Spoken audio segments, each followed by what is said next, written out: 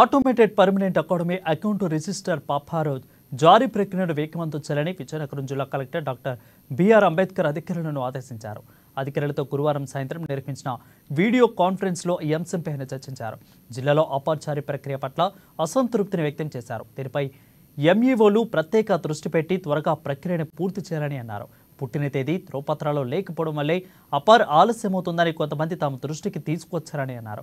ప్రతి పాఠశాల హెచ్ఎం తమ పాఠశాలలో బర్త్ సర్టిఫికెట్లు లేని విద్యార్థుల జాబితాను శుక్రవారం నాటికి సిద్ధం చేసి వారి చేత వెంటనే సచివాలయంలో సర్టిఫికెట్ల కోసం దరఖాస్తు చేయించాలని సూచించారు. ఇక అదేవిధంగా పాఠశాలలో మధ్యాహ్న భోజనాన్ని కూడా తనిఖీ చేయాలని, భోజనం రుచికరంగా ఉండేలా చూడాలని ఎంఈఓలకు, హెడ్ మాస్టర్లకు కలెక్టర్ సూచించారు. స్కూల్ మేనేజ్మెంట్ కమిటీలలో పాఠశాలలు తనిఖీలు చేయించి వెంటనే నివేదికను పంపించాలని ఆదేశించారు.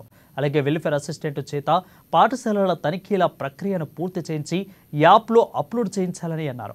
వీడియో కాన్ఫరెన్స్లలో డిఈఓ మాణిక్యం నాయుడు, జెడ్పీ సిఇఓ పిసి సత్యనారాయణతో పాటు తదితరులు పాల్గొన్నారు.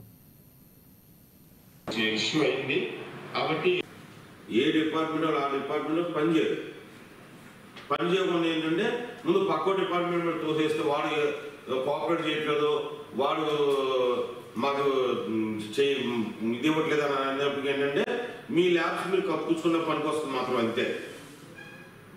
నేను 10 రోజులను అడుగుతుంటే నా 10 రోజుల క్రితం చెప్పింది ఏంటి, పిల్లల్ని ఆధార్ సెంటర్ తీసుకెళ్ళవద్దు అన్నారండి, అందుకని మన దగ్గర డిలే ఉందని అన్నారు. ఇష్యూ చేయండి అని చెప్పి ఎవరన్నా మీరు తహసీల్దార్తో మాడారా? ఏ డిప్యూటీ డిఈఓ కానీ ఎవరన్నా డిప్యూటీ ఆర్డీఓను కలుస్తారు. అదేమి జరగలేదంటే మీ దగ్గర సిన్సియారిటీ లేదు.